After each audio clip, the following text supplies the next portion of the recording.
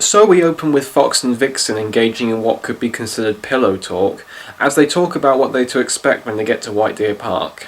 If Toad's on course, we'll be there for winter. Our own den. Footprints in the snow when we go hunting. No one to disturb us. Don't be so sure about that. You're going to be like the celebrity couple of White Deer Park.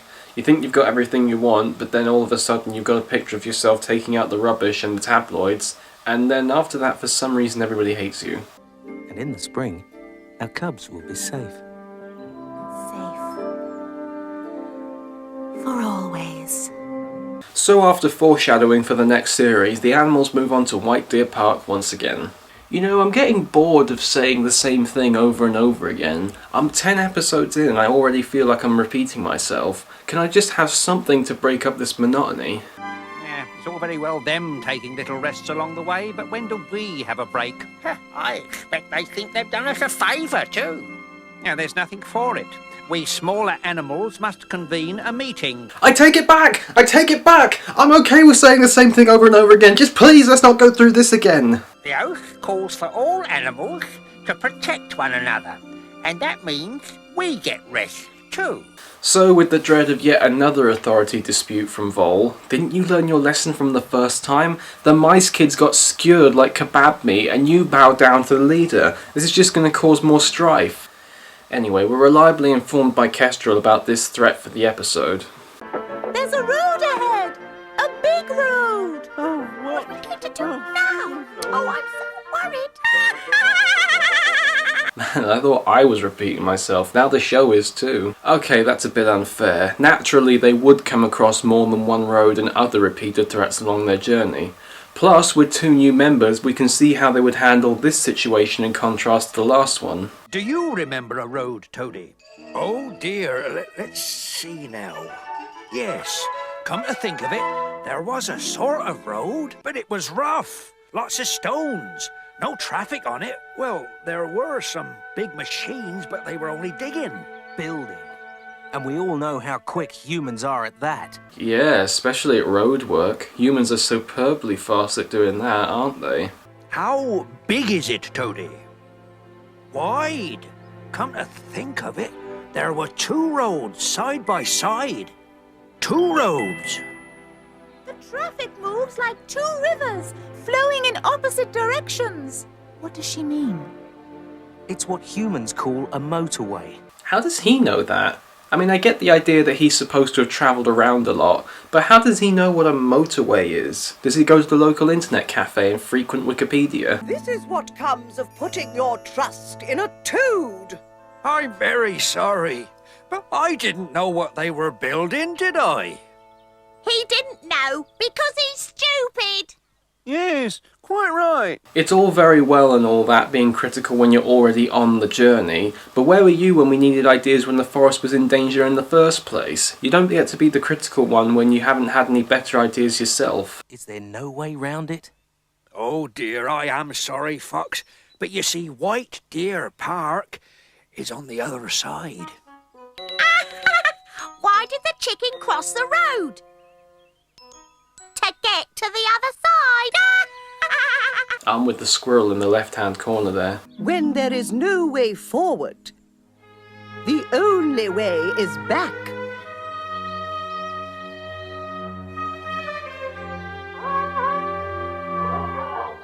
The hunt! We can't go back. We could. Yes, we could. You're just being selfish. How dare you! After all Fox has done for us. Why, he could have stayed with Vixen and left us to our fate, but he came back, didn't he? And why?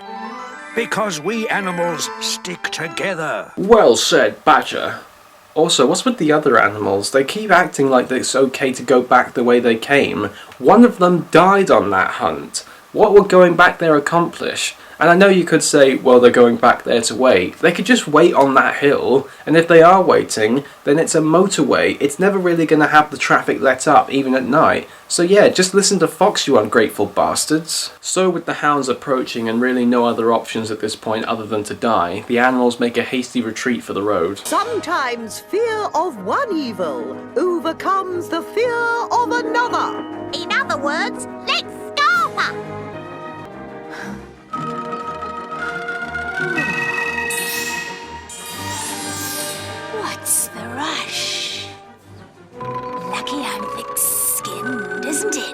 Jesus, Adder, you really do slow to a crawl if you're that far behind.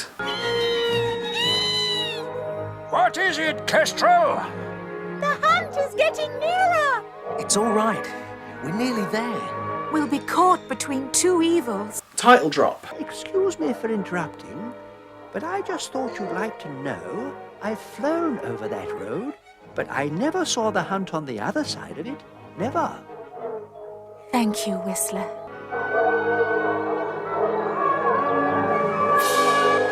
They're turning back. I thought they might. Hooray! Oh, thank goodness. Now, take a look. So naturally the hunt is called off and the animals... Oh! There's a path that leads straight to the middle island. You've got it easy off. Unfortunately, the dispute from earlier rears its ugly head like a rat from a sewer pipe. See? Think only of themselves. How are we supposed to cross a road like that? We can't trust the larger animals. The only time you smaller animals have got into trouble is when you've left the group. He's right there. It's all right for him. He won't have any trouble getting across the road, will he? Weasel's right. Can I have your attention, everyone? No one said this journey to White Deer Park would be easy. But we've come through it together so far. Yeah, we haven't got all night. And we're going to come through this. And how do you propose to achieve such a laudable aim? Why, Al? Have you any ideas? Well, I'd have to think first. Oh no, haven't got all day. She hasn't got an idea in her head. When have I ever let you down? She's got a point. I mean, she may be a bit pompous and hostile, but she's always come through in the end. It's like an Al Wayne Rooney. First, we look at the problem nice and calmly, right? The nearest cars aren't moving at all. So we could get as far as the grass in the middle without too much trouble. That's just what I said. Stop stealing my ideas, Fox. Couldn't we just wait till it's dark? Don't be silly. You know what you're like with car headlights. Well, since there's no deer, we might as well have one character that freezes in the light of a car. That would have been interesting, if there actually were deer on this expedition. Well, I agree with Fox. I think we should get as far as the grass in the middle while we have the chance. One step at a time. Some of us have bigger steps than others. And some of us have no steps at all. They've stopped. There are no cars moving on this side. Come on, while we have the chance. Thankfully, the animals, after anticlimactically ending the dispute... Seriously, the smaller animals' little tantrums are never ever brought up again after this. And that's the end of it. It's never ever actually addressed other than just Vol whining about it in a few of the later episodes. I mean, the stuff with the mice was gross and all, but at least it gave us some excitement and an end, a proper book stop end at this political dispute. This was just, shut up Vol, okay, but enough stalling, it's time for Roadkill Rodeo. Don't let your instinct get the better of you. No need to shout. I'm not deaf. No, but since you're curled up into yourself, you now have no exposed ears, so it's safe to assume so. Well, here goes. Are you all ready? Come on!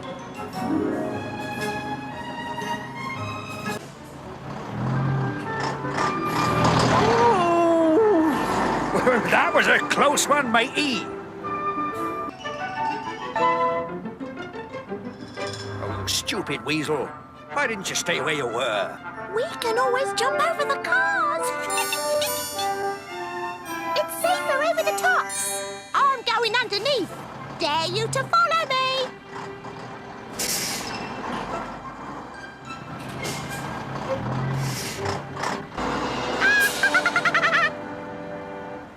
I could tell that some viewers out there were actually getting really excited.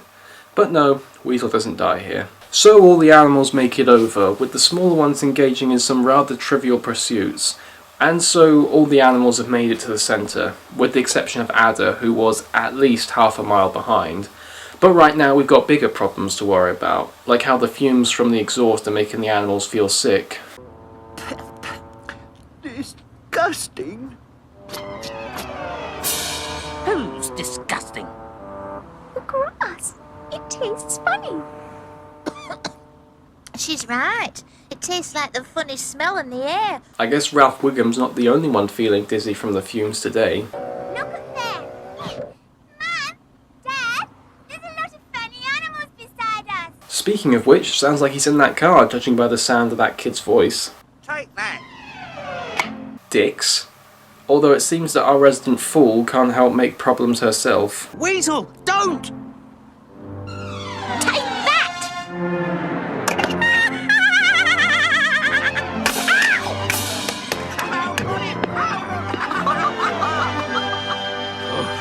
We've got to get out of here. Oh, easier said than done, mateys.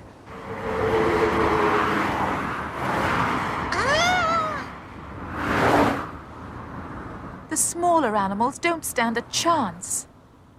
Kestrel and Owl could carry them over. Well then why didn't you do that the last time? Granted that no one died through that escapade, but it would have made things a whole lot easier. Yes, but they're natural enemies. Wouldn't they be frightened? Need some help? Whistler, you only eat fish, don't you? As a rule, yes. Will you carry the smaller animals over the road? Delighted. Who'll go first? I trust you, Whistler. You saved my life. Right you are. And thus, the Whistler airline services are now open for business. Book now and you get a free coupon to spend at the Red Fox taxi service, and a free bucket of fish.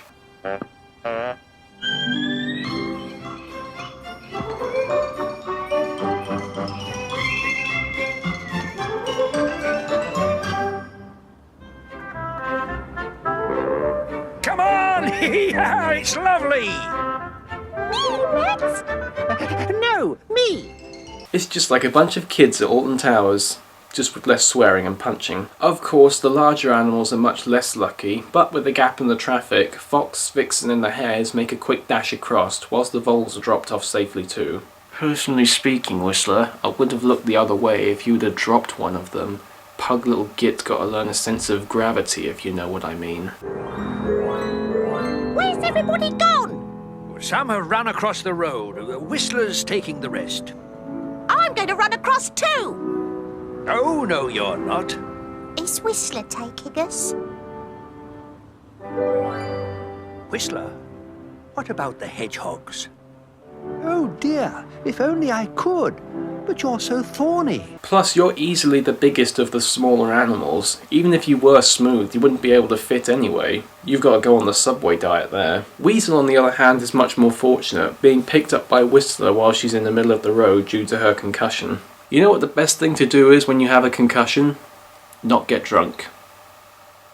Just saying. But a gap finally does arrive and all the other animals make a mad dash to try and get across. Come on, hedgehogs. Faster, faster! Hurry! We're safe! Yes, Moley, but what about the hedgehogs? Come on, dear. Better get moving. All right. Don't fuss. I'm coming. Trouble is, when the cars move, I want to stop. Come on, dear. I can't. Please, Don't curl up. please. Whatever you do, dearest, don't curl up.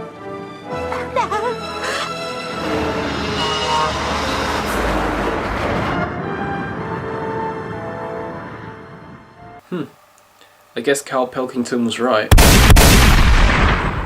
In all seriousness, that was a pretty disturbing death. I mean, granted there's no blood like always, but you actually see the hedgehogs be swept away by the wheel. It's a pretty disturbing image, not helped by the fact that the music was very tense and their constant panicking, along with the repeated notion of "don't care lap." It was all very, very intense. But this all leads to the same thing, of course. The hedgehogs are now dead.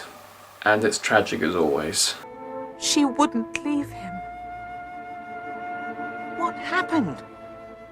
Why didn't they run? Instincts got the better of 'em. And instincts can be very strong, matey. I should know.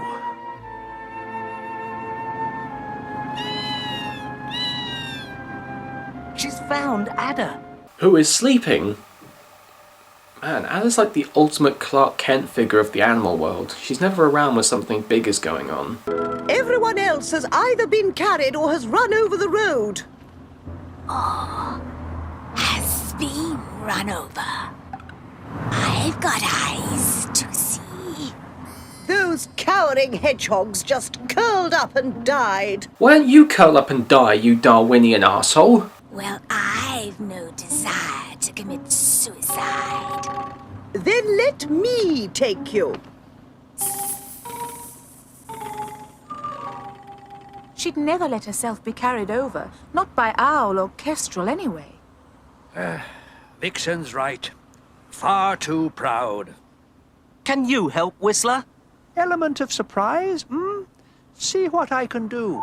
I'd be surprised if you could do that. Remember what they said in the last episode? Because no one can force me to do anything I don't wish to.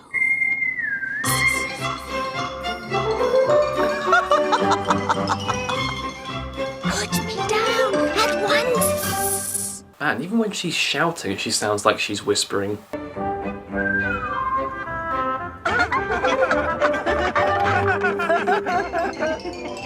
I don't see what's so funny. Up there, in the sky, you look just like a wiggly old maggot. Maggot!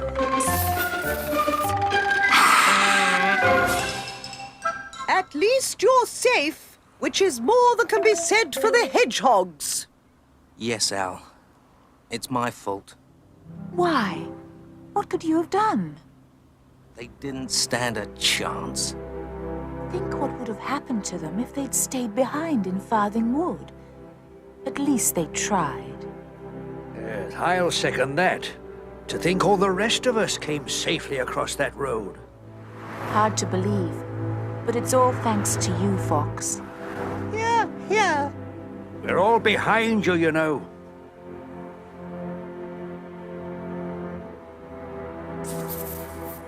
Well, most of us are anyway. And now it's all clear sailing to White Deer Park. Lies! Utter lies! Clear sailing my arse. But we'll see that in the next episode. But what of this one? Well, I can't help but think of other episodes that have gone by from this one, particularly episode 5, for better or for worse. On the bad side, the bad moments run almost parallel, with the last attempt to try and revive it with a major climax at the end, which does go a long way to make it better, but doesn't quite completely rejuvenate it. And much like Pheasant's death, the Hedgehog's death also tries to do its best to liven up the episode, but it doesn't quite succeed that much. Another more irritating element is how the animals are starting to get restless near the end of their journey, and how some of them are starting to turn against their leader, which is a good element to have in these kind of journey stories. It's just not very well done in this episode. Hell, previous episodes have done that element way better, especially considering that they lose their leader after most of those episodes. Here it's just, let's have a meeting, no time, here's a road, oh dear, we're dead, end. There's just really no point in having it here. On the upside, the final moment and the actual threat of this episode was fantastic, and probably the biggest threat the animals have faced yet, and it really shows the element of teamwork here, particularly from their most recent member, which is good considering that he's only just joined them. Overall, while the ending to this one is really good, the rest of it just feels a little bit flat, not quite up to parallel with some of the more previously exciting episodes. But while Toad's enthusiasm is misguided, there's no way in denying that there is a layer of truth in there somewhere. White Deer Park is now only a few days away, and we're only 3 episodes away from the end of this series. So tune in next time to see how things start coming to a close.